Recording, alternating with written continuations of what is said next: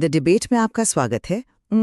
बचपन से ना हमें जीवन का एक सीधा सा ब्लूप्रिंट थमाया जाता है। अच्छे स्कूल जाओ, अच्छे ग्रेड्स लाओ, एक सुरक्षित नौकरी पकड़ो, एक घर खरीदो और बस आपका भविष्य सेट है। हाँ, और हम सब बिना सवाल किए इस पर चलते रहते हैं। बिल्कुल, हम बस चलते रहते हैं।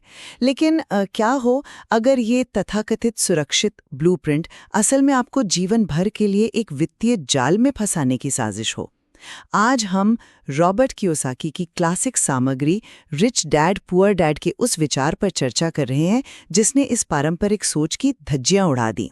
हाँ, जो कि काफी विवादास्पद भी है। सही बात है। ये सामग्री एक बहुत ही कड़वा सच सामने रखती है कि अमीर लोग पैसे के लिए काम नहीं करते, वे पैसे को अपने लिए काम करवाते हैं। मैं इस पक्ष को रख रही हूं कि पारंपरिक शिक्षा और सुरक्षित नौकरी का ये रास्ता असल में एक रैट रेस है, यानी चूहा दौड़। और मैं यहाँ इस बात पर जोर दे रहा हूँ कि सुरक्षित रास्ते को जाल और चूहा दौड़ कहना सुनने में बहुत क्रांतिकारी लगता है, लेकिन ये एक बहुत ही खतरनाक अति सरलीकरण है, मतलब ओवर सिंप्लीफिकेशन है। आप ऐसा क्यों मानते हैं? देखिए, पुअर डैड का जो किरदार इस सामग्री में दिखाया गया है, एक उच्च शिक्षित व्यक्ति जिसके पास पीएचडी है, जो एक स्थिर नौकरी करता है, उसे एक विफलता के रूप में पेश करना समाज की बुनियादी सच्चाई को नजरअंदाज करना है। लेकिन क्या वो आर्थिक रूप से सफल थे? आर्थिक सफलता ही सब कुछ नहीं है ना। हर व्यक्ति का लक्ष्य आक्रामक इन्वेस्टर बनना नहीं हो सकता। पारंपरिक शिक्षा और एक स्थिर नौकरी समाज में एक बहुत ही मजबूत नींव प्रदान करती है। लगातार वित्तीय रिस्क उठाना कोई समझदारी की बात नहीं है। यह सिर्फ एक सर्वाइवरशिप बायस है, जहां सफल हुए लोग अपनी कहानी को नियम बता देते हैं। इस सामग्री में गधे और गाजर की एक बहुत ही बेहतरीन कहानी है जो पूरी अर्थव्यवस्था की सच्चाई बयां करती है। वो डंडे पर गाजर बांधने वाली कहानी? हाँ, बिल्कुल वही। एक मालिक गधे से काम करवाने के लिए उसके चेहरे के सामने एक डंडे पर गाजर बांधकर लटका देता है। गधा उस गाजर को पाने के लालच में लगातार आगे बढ़ता है, लेकिन उसे वो गाजर कभी नहीं मिलती। हाँ, हमारी व्यवस्था में यही रैट रेस है। लोग सुबह उठते हैं, काम पर जाते हैं, बिल चुकाते हैं, उन्हें लगता है कि प्रमोशन मिलेगा तो जिंदगी आसान हो जाएगी। लेकिन जैसे ही सैलरी बढ़ती है, वे एक बड़ी कार खरीद लेते हैं, एक बड़ा घर ले लेते हैं और उनके खर्चे फिर से बढ़ जाते हैं। तो आपके हिसाब से इसका समाधान क्या है? इसका समाधान बहुत सीधा है। KISS यानी कीप इट सिंपल स्टूपिड सिद्धांत। संपत्ति या एसेट वह है जो आपकी जेब में पैसा डाले और दायित्व यानी लायबिलिटी वह है जो आपकी जेब से पैसा निकाले। यह परिभाषा सैद्धांतिक रूप से अच्छी लगती है, लेकिन जब इसे असल जिंदगी पर लागू किया जाता है ना, तो ये बहुत यांत्रिक और क्रूर हो जाती है। आप घर का ही उदाहरण लीजिए। हाँ, घर का उदाहरण बहुत सटीक है इस सामग्री में।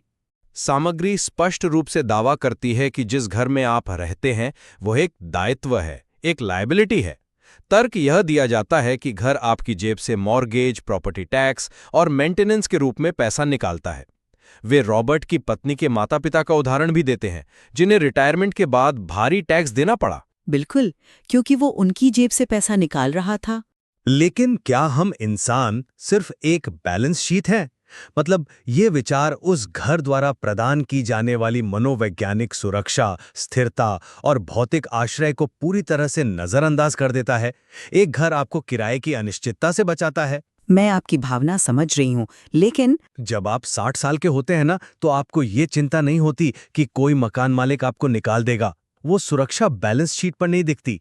शायद इस वक्त हमारी बहुत से श्रोता भी यही सोच रहे होंगे कि भाई, अगर मैं अपना घर न खरीदूं तो क्या जिंदगी भर किराए पर रहूंगी? घर तो एक निवेश है।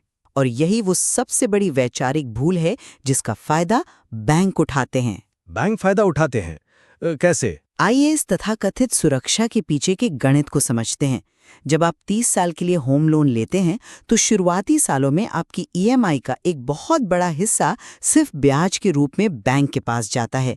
आप असल में उस घर के लिए काम नहीं कर रहे हैं, आप बैंक को अमीर बनाने के लिए काम कर रहे हैं। वो तो लोन का सिस्टम है। हाँ, और सबसे बड़ी बात है अपॉर्चुनिटी कॉस्ट। आपका सारा पैसा, आपकी सारी सेविंग्स उस एक घर की डाउन पेमेंट और किश्तों में फंस जाती है। वो पैसा जो किसी ऐसे बिजनेस या रियल एस्टेट में निवेश हो सकता था जो आपको हर महीने कैश फ्लो देता, वो अब ईंट और सीमेंट में बंद हो गया है। देखिए, अपॉर्चुनिटी कॉस्ट की बात तभी मायने रखती है जब हर व्यक्ति के पास हर दांव को जीतने की समझ और किस्मत हो। आप कह रही हैं कि घर का पैसा कहीं और निवेश किया जा सकता था, लेकिन क्या अंधाधुंध रिस्क लेना ही सही अवसर है? अंधाधुंध रिस्क नहीं, वित्तीय साक्षरता। सामग्री में ही 1923 की शिकागो एजवाटर बीच होटल मीटिंग का जिक्र है। ये कोई छोटी मीटिंग नहीं थी।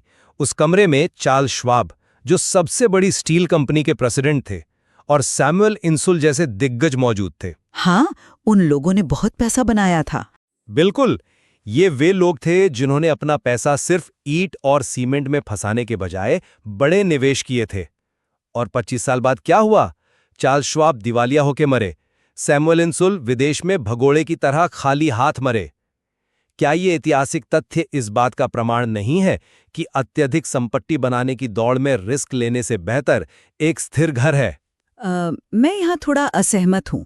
शिकागो के उन उद्योगपतियों की विफलता रिस्क लेने की विफलता नहीं थी। उनकी विफलता वित्तीय साक्षरता की कमी थी।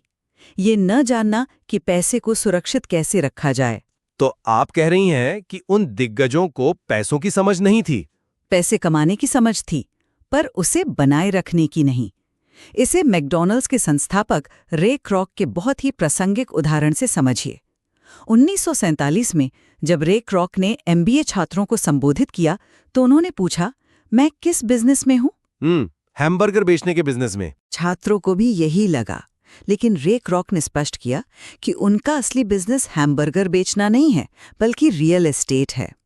उनका मॉडल ये है कि जो व्यक्ति फ्रेंचाइजी खरीदेगा वो उस जमीन का किराया मैकडॉनल्ड्स कॉरपोरेशन को देगा। ये तो एक बहुत ही चतुर बिजनेस मॉडल है ना? हर मैकडॉनल्ड्स के नीचे की जमीन उनकी असली संपत्ति थी। आम इंसान अपने हैमबर्गर यानी अपनी 9 से 5 की नौकरी और उस नौकरी से मिलने वाले पेचेक को ही अपनी जिंदगी मान लेता है। वो अपने एसेट कॉलम यानी जमीन पर कभी ध्यान ही नहीं देता। रे क्रॉक का ये उदाहरण सुनने में बहुत आकर्षक है यार, लेकिन समाज की सच्चाई ये है कि हर व्यक्ति रे क्रॉक नहीं बन सकता, और सच कहूं तो ना ही उसे बनना चाहिए। ऐसा क्यों? क्योंकि ये सामग्री विशेषज्ञता को यानी स्पेशलाइजेशन को जिस नजरिए से देखती है वो मुझे बेहद आपत्तिजनक लगता है। इसमें इस बात का लगभग मजाक उड़ाया गया है कि डॉक्टर मास्टर डिग्री लेते हैं और फिर पीडियाट्रिक्स में विशेषज्ञता हासिल करते हैं। सामग्री इसे केवल रैट रेस का एक उन्नत रूप बताती है। मुझे नहीं लगता कि सामग्री डॉक्टरों का मजाक उड़ा रही है। लेकिन जरा समाज के मैकेनिज्म को सोचिए। जब आप या आपके परिवार का कोई सदस्य गंभीर रूप से बीमार पड़ता है तो आपको एक वित्तीय रूप से बुद्धिमान रियल एस्टेट इन्वेस्टर की जरूरत नहीं होती है, आपको एक विशेषज्ञ डॉक्टर की जरूरत होती है। अगर हर कोई सिर्फ अपना एसेट कॉलम बढ़ाने में लग गया तो समाज का चिकित्सीय ढांचा तो ढह जाएगा ना। यहाँ एक बहुत बड़ी गलतफहमी हो रही है। कोई भी डॉक्टरों या इंजीनियरों की अहमियत को कम नहीं कर रहा है। समस्या किसी एक विषय में विशेषज्ञ होना नहीं है। तो फिर समस्या क्या है? समस्या ये है कि आप मानते हैं कि आपका वो एक कौशल ही आपको जीवन भर वित्तीय सुरक्षा दे देगा। पुअर डैड की समस्या ये नहीं थी कि वे एक बुद्धिमान और उच्च शिक्षित व्यक्ति थे। उनकी समस्या ये थी कि वे केवल एक ही दिशा में सोच सकते थे। वे एक कर्मचारी की मानसिकता से बंधे थे। लेकिन हर किसी को अपना एक कौशल तो निखारना ही पड़ता है ना। हाँ, लेकिन इसके विपरीत वर्किंग टू लर्न यानी सीखने के लिए काम करने का सिद्धांत देखिए।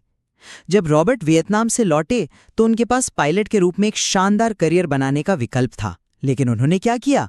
उन्होंने जेरोक्स कंपनी ज्वाइन कर ली। हाँ, फोटोकॉपी मशीनें बेचने के लिए। बिल्कुल, इसलिए नहीं कि उन्हें वो नौकरी पसंद थी या वे पेचेक के पीछे भाग रहे थे। उन्होंने वो नौकरी सिर्फ इसलिए चुनी क्योंकि वे शर्मीले थे और उन्हें रिजेक्शन से डर लगता था।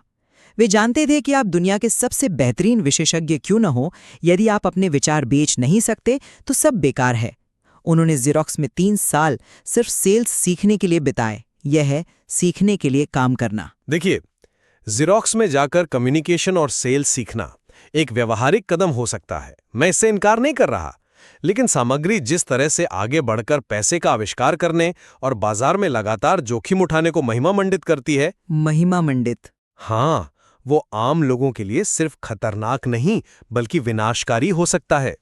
आप उस उदाहरण को लें जो सामग्री में 90 के दशक में फीनिक्स में आई आर्थिक तंगी के बारे में दिया गया है। वहां बताया गया है कि मंदी के दौरान रॉबर्ट ने 60,000 का एक घर मात्र 20,000 में खरीदा। हाँ, और उसे तुरंत 40,000 के प्रॉफिट में फ्लिप कर दिया। बिल्कुल बिना किसी मेहनत के, सिर्फ 5 घंटे में। ये सब सुनने में किसी जादू या गेट रिच क्विक स्कीम जैसा लगता है। दावा ये किया जाता है कि आपका दिमाग ही सबसे बड़ा एसेट है। लेकिन हम इसके पीछे के तंत्र को क्यों नजरअंदाज कर रहे हैं? तंत्र को नजरअंदाज नहीं किया जा रहा है। मेरा मतलब है कि हर इंसान के पास मंदी के समय दांव लगाने के लिए $20,000 नकद नहीं होते। हर किसी के पास बाजार की वो गहरी समझ नहीं होती। और सबसे महत्वपूर्ण बात, हर किसी के पास वो कानूनी नेटवर्क नहीं होता जो एक गलती होने पर उन्हें बचा सके। मैं आपकी बात समझ रही हूँ, लेकिन यहाँ जादू नहीं हुआ था। असल में ये ठीक वही बिंदु है जहाँ वित्तीय साक्षरता काम आती है। जब आप पूछते हैं कि कैसे, तो इसका जवाब ये है कि 1990 की मंदी में जब आम लोग डरे हुए थे, रॉबर्ट ने उस डर को अवसर में बदला। लेकिन रिस्क तो था ना। उन्होंने अपनी जेब से 20,000 नहीं निकाले थे। उन्होंने ये जाना कि बाजार में ऐसे खरीदार मौजूद हैं जो पैसा देने को तैयार हैं, बस उन्हें सही डील नहीं मिल रही है। उन्होंने एक अटॉर्नी का इस्तेमाल किया ताकि बिना अपनी पूंजी फंसाए उस संपत्ति को फ्लिप किया जा सके। ये है वित्तीय साक्षरता, ये जानना कि सिस्टम कैसे काम करता है। उनके पास वो समझ रातों रात नहीं आ गई थी।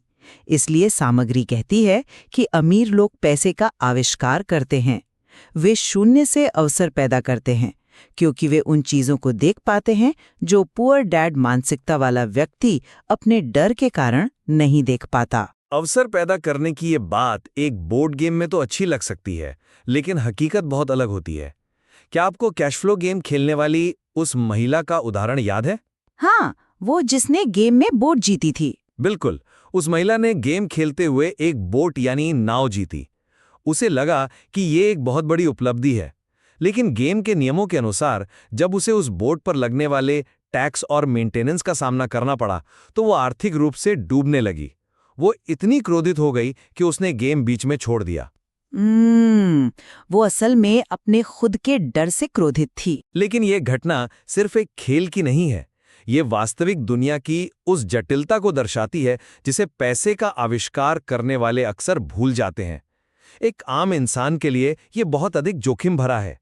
अगर फिनिक्स वाले उदाहरण में एक छोटा सा भी कानूनी पेंच फंस जाता तो वो निवेश एक गले की फांस बन सकता था। एक सुरक्षित नौकरी के सहारे कम से कम इंसान अपना जीवन तो शांति से जी सकता है। आपका ये तर्क एक बहुत ही वास्तविक मानवीय भावना पर आधारित है, हारने का डर। और सामग्री इस डर को नकारती नहीं है, बल्कि सामग्री हमें जापानी शीशे का एक बहुत ही गहरा रूपक देती है। जापानी शीशा? हाँ, जापानी संस्कृति में 3 चीजों की ताकत मानी जाती है: तलवार, कीमती जवाहरात और शीशा। तलवार बाहुबल का प्रतीक है, जवाहरात पैसे का, लेकिन सबसे महत्वपूर्ण है शीशा, जो आत्मज्ञान का प्रतीक है। आत्मज्ञान। वह महिला जो गेम में क्रोधित हुई, वह असल में अपनी अज्ञानता और खुद पर संदेह से लड़ रही थी। वित्तीय दुनिया में इस आत्मज्ञान का सीधा मतलब है अपनी बैलेंस शीट को समझना। अक्सर हमें बाहरी बाजार का जोखिम नहीं रोकता, बल्कि वो शीशे में दिखने वाला हमारा खुद का डर रोकता है। डर कि लोग क्या कहेंगे, डर कि अगर मैं फेल हो गई तो क्या होगा। जब आपके पास वित्तीय साक्षरता होती है तो आप उस डर को गणित में बदल देते हैं। आप रिस्क को कैलकुलेट कर सकते हैं। तब वह निवेश कोई जुआ नहीं रहता। आप जापानी शीशे के आत्मज्ञान की बात कर रही हैं, लेकिन देखिए, आत्मज्ञान का असली मतलब अपनी सीमाओं को पहचानना भी है। शीशे में देखकर यह स्वीकार करना कि मैं एक उत्कृष्ट शिक्षक हूं, लेकिन मैं एक आक्रामक इन्वेस्टर नहीं हूं, ये भी आत्मज्ञान का ही रूप है। मैं इस बात से पूरी तरह सहमत हूं। और इसमें कोई शर्म की बात नहीं है। सामग्री ये दावा करती है कि हमारी स्कूली पढ़ाई हमें सिर्फ एक मशीन का हिस्सा बना देती है। मैं मानता हूं कि शिक्षा प्रणाली में कमियां हैं, लेकिन इस पूरी प्रणाली को ये कहकर खारिज कर देना कि ये सिर्फ हमें रैट रेस के लिए तैयार कर रही है, ये एक भयानक भूल है। लेकिन क्या वे सच में पूरी प्रणाली को खारिज कर रहे हैं? जिस तरह से पुअर डैड को पेश किया गया है, उससे तो यही लगता है। हमें ऐसे लोगों की भी बहुत सख्त जरूरत है जो स्थिरता, नैतिकता और सार्वजनिक सेवा को प्राथमिकता देते हैं। जिनके लिए सफलता का पैमाना उनकी बैलेंस शीट नहीं है, बल्कि वह ज्ञान है जो वे समाज को दे रहे हैं। हम इस चर्चा के एक बहुत ही महत्वपूर्ण मोड़ पर हैं। कोई भी इस बात से इनकार नहीं कर रहा कि समाज को शिक्षकों और डॉक्टरों की जरूरत है। सही बात है। लेकिन सवाल ये है कि क्या उन शिक्षकों और डॉक्टरों को पूरी जिंदगी सिर्फ अपने बिल चुकाने की चिंता में जीनी चाहिए? रिच डैड की रणनीति का मूल ये नहीं है कि हम सभी अपनी नौकरियां छोड़ दें। इसका मूल ये है कि हम उस भ्रम से बाहर आएं कि सिर्फ एक अच्छी सैलरी हमें बचा लेगी। अगर हम वित्तीय साक्षरता को नजरअंदाज करते हैं तो हम चाहे कितने भी बड़े विशेषज्ञ क्यों न हों, हम उस गधे की तरह ही रहेंगे जो एक अदृश्य गाजर के पीछे भाग रहा है। अपने सबसे बड़े एसेट, अपने दिमाग में लगातार निवेश करें, वित्तीय सिस्टम को समझें। तो कुल मिलाकर मैं इस चर्चा से यही निष्कर्ष निकालता हूं कि वित्तीय ज्ञान का होना निस्संदेह आवश्यक है। हर किसी को यह समझ में आना चाहिए कि कैश फ्लो कैसे काम करता है। लेकिन मैं इस बात पर मजबूती से कायम हूं कि पुअर डैड के मूल्य किसी भी तरह से कमतर नहीं है। बिल्कुल, उनके मूल्य अपनी जगह बहुत अहम है। उच्च शिक्षा, गहरी विशेषज्ञता और एक स्थिर जीवन का अपना एक महत्व है।